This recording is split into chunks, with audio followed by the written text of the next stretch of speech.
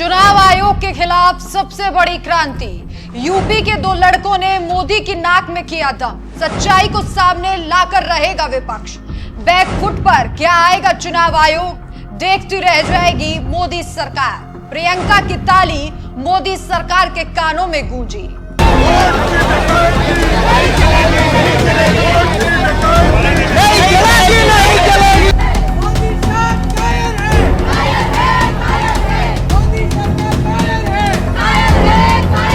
नमस्कार, मैं हूं आपके साथ राखी लांबा और आप देख रहे हैं न्यूज एक्सप्रेस। लगता है चुनाव आयोग और सरकार पर जो मिली भगत का आरोप राहुल गांधी लगा रहे हैं, उनसे मोदी बौखला गए हैं। सच सामने लाने की विपक्ष की हर कोशिश को नाकाम करने का प्रयास किया जा रहा है, लेकिन इन दिनों विपक्ष चुप बैठने के मूड में नहीं नजर आ रहा। 11 अगस्त का दिन मोदी सरकार को याद रहेगा, जब विपक्ष ने एकजुट होकर वोट चोरी को लेकर आर पार की लड़ाई सीधे सड़क पर जाकर लड़ी है। क्योंकि यहां न सिर्फ प्रदर्शन किया गया, बल्कि मोदी तक ये संदेश भी पहुंचाया गया कि पूरा विपक्ष एकजुट है। 300 सांसदों का एकजुट होकर शक्ति प्रदर्शन, प्रियंका गांधी की तालियां और राहुल गांधी के आरोप, इन सभी फैक्टर्स ने मिलकर मोदी की कुर्सी हिला दी है।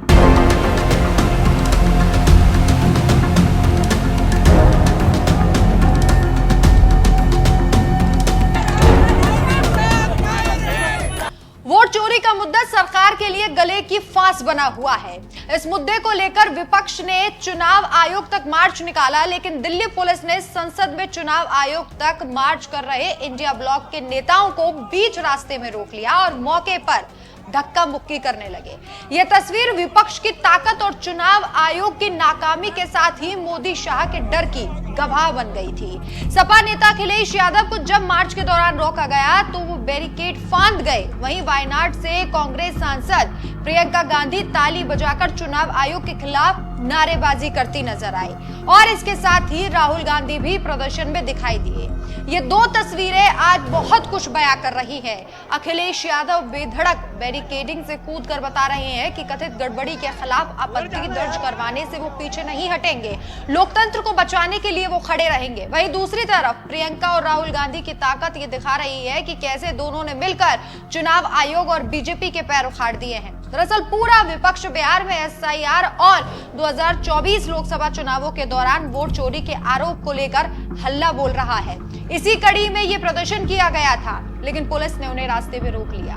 पुलिस ने जैसे ही विरोध मार्च रोका, सांसद उसी जगह धरना देने लगे। बैरिकेड कूद कर जाने वाले अखिलेश भी इस प्रदर्शन में शामिल हो गए। वहीं प्रियंका गांधी हाथों में संविधान लेकर हल्ला बोलती नजर आई।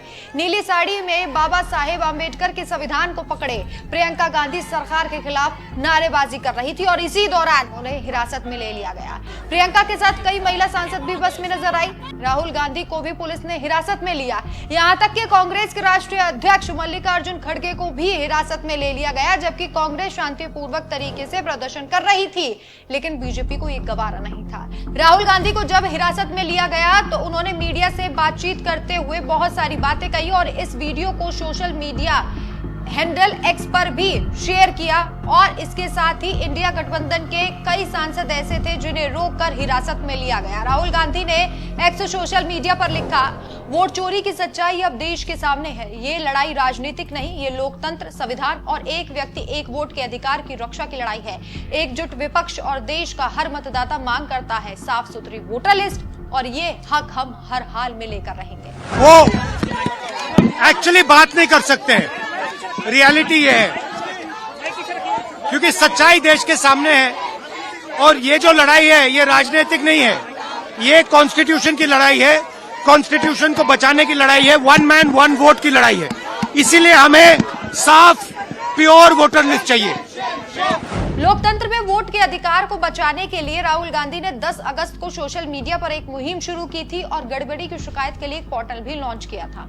राहुल गांधी ने वीडियो शेयर करते हुए लिखा था, वोट चोरी एक व्यक्ति एक वोट की बुनियादी लोकतांत्रिक सिद्धांत पर हमला है। स्वतंत्र और निष्पक्ष चुनावों के लिए साफ सुथरी मतदाता सूची अनिवार्य है। चुनाव आयोग से हमारी मांग है, पारदर्शिता दिखाए और डिजिटल मतदाता सूची सार्वजनिक करें, ताकि जनता और राजनीतिक दल उसका खुद ऑडिट कर सके। आप भी हमारे साथ जुड़कर इस मांग का समर्थन करें। वोटचोरी.com पर जाएं या फिर 9650003420 पर मिस्ड कॉल दें। ये लड़ाई लोकतंत्र की रक्षा है। राहुल गांधी की बोतल से निकलने वाले वोट चोरी के जिन ने बीजेपी के सामने एक बड़ी आफत खड़ी कर दी है। राहुल गांधी वोट चोरी का दावा हवा में नहीं कर रहे। उनका कहना है कि कांग्रेस नेता के पास इसके सबूत हैं। वोट चोरी का मुद्दा तब सुर्खियों में आया जब राहुल गांधी ने 7 अगस्त को बेंगलुरु के महादेवपुरा विधानसभा क्षेत्र में 1 लाख से ज्यादा वोटों की चोरी होने का दावा किया। उन्होंने दस्तावेज पेश कर कहा कि मतदाता सूची में हेरफेर कर बीजेपी को फायदा पहुंचाया गया। इस सीट पर बीजेपी ने 32,707 वोटों से जीत हासिल की थी। विपक्ष का कहना है कि बिहार में SIR प्रक्रिया के तहत मतदाता सूचियों में फर्जी फॉर्म और विसंगतियां भरी गई हैं, जो लोकतंत्र के लिए खतरा है। वहीं कांग्रेस अध्यक्ष मल्लिकार्जुन खड़गे ने इस पूरे मुद्दे को सदन पहुंचकर भी उठाया। इलेक्शन कमीशन के पास सभी पार्टियों के MPs, लोकसभा और राज्यसभा के हम मेमोरेंडम लेके जा रहे थे। हमको मेमोरेंडम लेके जाने के लिए भी उन्होंने हमको वहाँ रोक दिया। और हम जो उनको मिलना चाहते थे और किसी को मिलने नहीं दिया और उन्होंने सीधा हमको क्योंकि यहाँ पर important I'll have to move on. It is not on the bill. It's not on the bill. Sir. Honorable Leader of the House. Sir. I've taken your point, sir. I've taken your point, Honorable आप Member. लोग house चला I've taken your point.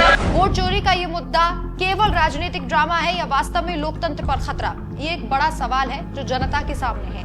India block ने साफ कर दिया है कि वो इस मामले को लेकर संसद से सड़क तक और जनता तक ले जाकर रहेगी। क्या चुनाव आयोग इन आरोपों का जवाब देगा? क्या विपक्ष के पास ठोस सबूत हैं? ये सब आने वाले दिनों में साफ होगा। लेकिन एक बात तो तय है, ये लड़ाई अभी खत्म नहीं हुई है और राहुल गांधी ने पूरे विपक्ष को एकजुट कर लिया है। राहुल गांधी ने ये साफ कर दिया है कि जनता का हक उन तक पहुंचाया जाएगा। इस खबर पर आपकी क्या राय है, हमें कमेंट करके जरूर बताएं। नमस्कार।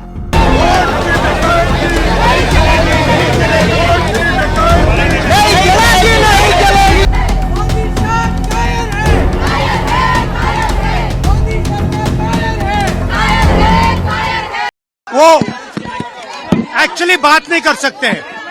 रियलिटी ये है, क्योंकि सच्चाई देश के सामने है और ये जो लड़ाई है ये राजनीतिक नहीं है, ये कॉन्स्टिट्यूशन की लड़ाई है। कॉन्स्टिट्यूशन को बचाने की लड़ाई है। 1 मैन 1 वोट की लड़ाई है। इसीलिए हमें साफ प्योर वोटर लिस्ट चाहिए।